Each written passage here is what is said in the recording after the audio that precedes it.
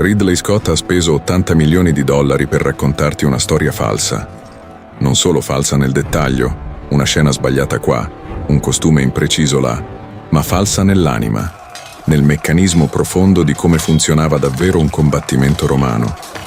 E la cosa più strana, quella che non riesci a toglierti dalla testa dopo che te la dici, è questa. I romani avevano lasciato le istruzioni scritte. Vegezio, Polibio, Galeno, Giovenale, testi che chiunque può leggere ancora oggi, avevano documentato con precisione quasi ossessiva come si addestrava un legionario, come funzionava l'arena, cosa mangiava un gladiatore, come si comunicava durante la battaglia. C'è persino una scena del gladiatore, quella scena, quella con il pollice, che si basa non su una fonte romana, ma su un quadro del 1872 dipinto a Parigi da un pittore francese. Ci arriveremo. E quando ci arriveremo, il modo in cui hai guardato quella scena non sarà mai più lo stesso. Cominciamo dall'inizio. Non dall'arena, ma da prima. Dal punto in cui ogni legionario romano iniziava la sua storia. Il tirocinium, il processo di addestramento che Vegezio descrive con la stessa fredda metodicità con cui oggi si descrivono i protocolli militari moderni. Non stiamo parlando di qualche settimana di esercizi, stiamo parlando di mesi di marce forzate 20, poi 30 miglia al giorno, con equipaggiamento che pesava tra i 35 e i 45 kg, a seconda del rango e del periodo storico. Ogni sera, al termine della marcia, l'esercito scavava un campo militare completo. Fossati, palizzate, disposizione degli alloggiamenti secondo uno schema che non cambiava mai, indipendentemente dalla regione, dal clima, dalla situazione tattica. Non era burocrazia, era un'arma difensiva. Se il campo veniva attaccato di notte, ogni soldato sapeva esattamente dove andare senza ordini, senza comunicazioni, senza luce. L'addestramento al combattimento era costruito su un principio che il gladiatore di Ridley Scott non mostra in nessuna scena. Le armi da esercitazione erano costruite il doppio più pesanti di quelle reali. Scudi e spade da addestramento pesavano il doppio di quelli portati in battaglia. Plutarco descrive questa pratica. Lo scopo non era semplicemente costruire forza fisica, era costruire una percezione alterata del corpo. Quando in battaglia l'uomo impugnava la spada vera, quella sembrava quasi leggera, i movimenti risultavano più rapidi, la fatica arrivava più tardi. Era ingegneria psicofisiologica applicata al combattimento, 2000 anni fa. Ma il punto dove il divario tra il film e la realtà diventa quasi comico è questo. Vegezio scrive che i comandanti romani evitavano deliberatamente di lanciare le truppe in combattimento quando erano euforiche, aggressive, cariche di adrenalina. Si preferiva combattere quando i soldati erano calmi, quasi distaccati. Come chirurghi. Il grido di guerra, la furia viscerale, l'eroismo individuale che fai della tua emozione un'arma, era esattamente il problema del nemico, non il vantaggio romano. Massimo Decimo Meridio nel film combatte sempre come se l'esercito intorno a lui non esistesse. Un veterano romano dell'epoca avrebbe guardato quella scena come noi guardiamo qualcuno che usa un bisturi per tagliare il pane. Tecnicamente è possibile, ma non è a questo che serviva.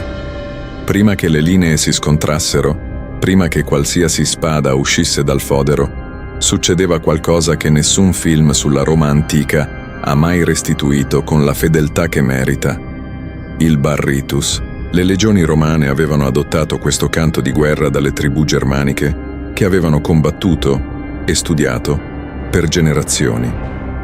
Cominciava quasi come un mormorio, basso, ritmico, prodotto nella gola tenendo lo scudo davanti alla bocca per amplificarne la risonanza. Man mano che le linee avanzavano il volume cresceva in modo costante e controllato, fino a trasformarsi in qualcosa che le fonti dell'epoca descrivono come un tuono che non si interrompeva mai. Non era solo intimidazione, era tattica. Coprire i comandi vocali del nemico, creare disorientamento uditivo nelle prime file avversarie, togliere la capacità di comunicare nel momento preciso in cui la comunicazione era più necessaria. Prima ancora di essere colpiti fisicamente, i soldati che fronteggiavano una legione romana perdevano la voce. Il cinema non ha mai capito quanto questo fosse devastante. Veniamo all'arena. E veniamo al momento in cui dobbiamo fermarci su quella scena, la scena del pollice, perché quello che sta dietro è più strano di qualsiasi rivelazione storica che potresti aspettarti. Giovenale, nelle sue satire scritte nel II secolo d.C., usa la frase pollice verso per descrivere la richiesta di morte da parte della folla. Fin qui tutto chiaro. Il problema è che la frase dice solo che il pollice era rivolto in direzione diversa.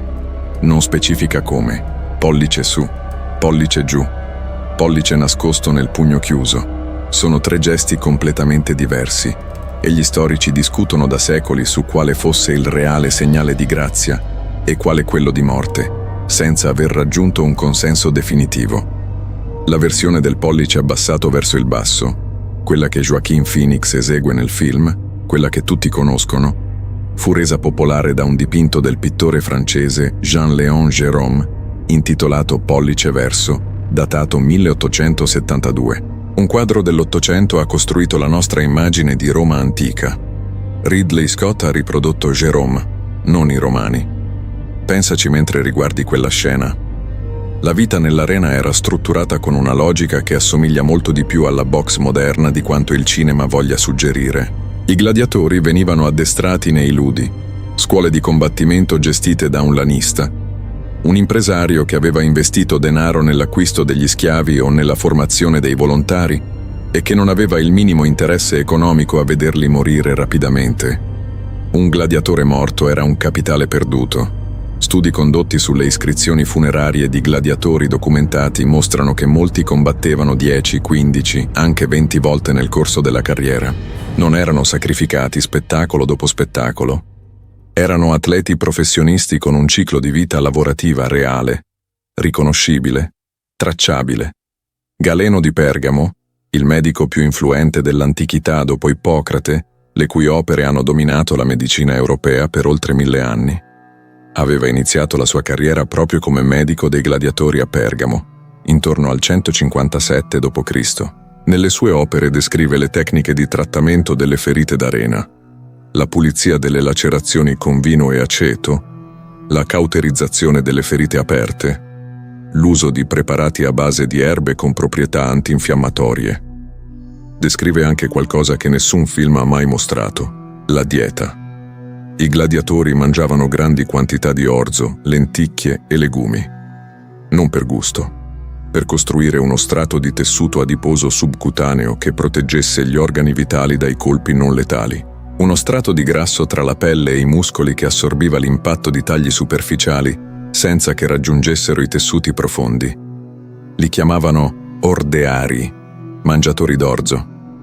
Il fisico del gladiatore reale, robusto, con del grasso visibile, costruito per resistere agli impatti, era l'opposto esatto del corpo definito e muscoloso di Russell Crowe nel film. Quella differenza non è estetica, era funzionale e documentata. Il sistema delle classi gladiatorie è il punto dove il film tradisce in modo più visibile la logica dello spettacolo romano. Il retiarius, con rete e tridente, non combatteva contro un altro retiarius, combatteva contro il secutor, il gladiatore pesante con elmo che copriva quasi tutto il viso, progettato specificamente per inseguire chi portava la rete. Il murmillo, con il grande scudo rettangolare, si confrontava con il traex, armato di sica e di uno scudo piccolo. Non erano abbinamenti casuali. Erano combinazioni studiate per creare spettacolo attraverso il contrasto di velocità, stile e peso. Il pubblico romano riconosceva ogni classe, sapeva cosa aspettarsi dalla dinamica di ogni accoppiamento, esattamente come un appassionato di pugilato oggi riconosce la differenza tra un peso massimo e un peso piuma. Massimo nel film non appartiene a nessuna classe riconoscibile.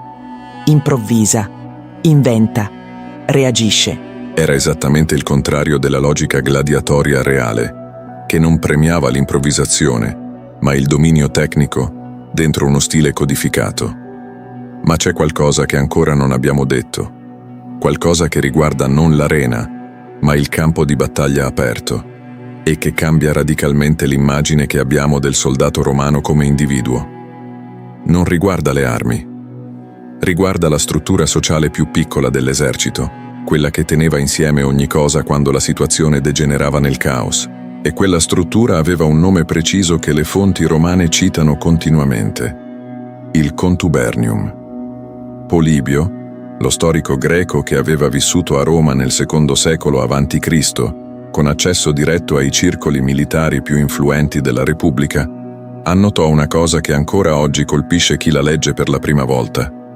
Quando una linea nemica cedeva e iniziava la ritirata, la fanteria romana non inseguiva, non accelerava, non rompeva la formazione, non si disperdeva nel saccheggio, avanzava in ordine allo stesso passo e lasciava che la cavalleria sui fianchi, posizionata esattamente per quel momento, gestisse l'inseguimento. Questa separazione di funzioni non era ovvia in nessun'altra cultura militare dell'epoca. Quasi tutti gli eserciti antichi si disperdevano quando il nemico fuggiva, perché il saccheggio del campo e la caccia individuale erano le ricompense naturali della vittoria. I Romani avevano costruito un sistema che resisteva a quell'impulso attraverso la disciplina collettiva. E questo significava che una vittoria romana raramente produceva una linea disorganizzata esposta a una controffensiva. La disciplina non finiva con la sconfitta del nemico. Continuava. Il Contubernium era il nucleo sociale dell'esercito romano. 8 uomini che condividevano la stessa tenda, gli stessi viveri, lo stesso fuoco, le stesse marce per anni. Non stiamo parlando di una convenienza logistica. Stiamo parlando della struttura che rendeva possibile la coesione in combattimento. Questi 8 uomini si conoscevano abbastanza bene da anticipare i movimenti l'uno dell'altro senza comandi verbali, abbastanza bene da sapere chi reagiva bene sotto pressione e chi aveva bisogno di essere tenuto in linea, abbastanza bene da formare un'unità funzionale anche nel caos più totale della battaglia ravvicinata. I resoconti del De Re Militari di Vegezio descrivono con insistenza come la coesione del piccolo gruppo fosse più determinante in combattimento della forza individuale del singolo soldato. Non era filosofia, era strategia operativa. Le tracce di questi uomini esistono ancora.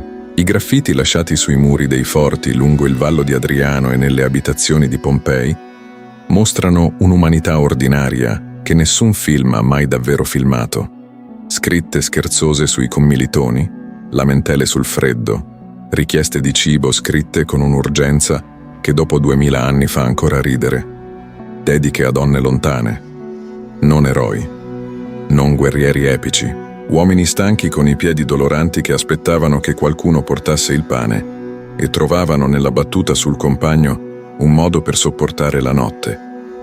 La forza reale dell'esercito romano non era mai stata il singolo soldato eccezionale. Era la coesione del gruppo ordinario che non cedeva quando le cose si mettevano male. Ed è qui, in questo punto preciso, che Il gladiatore di Ridley Scott fa il suo errore più profondo. Non nelle armi sbagliate, non nel pollice di Jérôme, non negli ordearii trasformati in culturisti.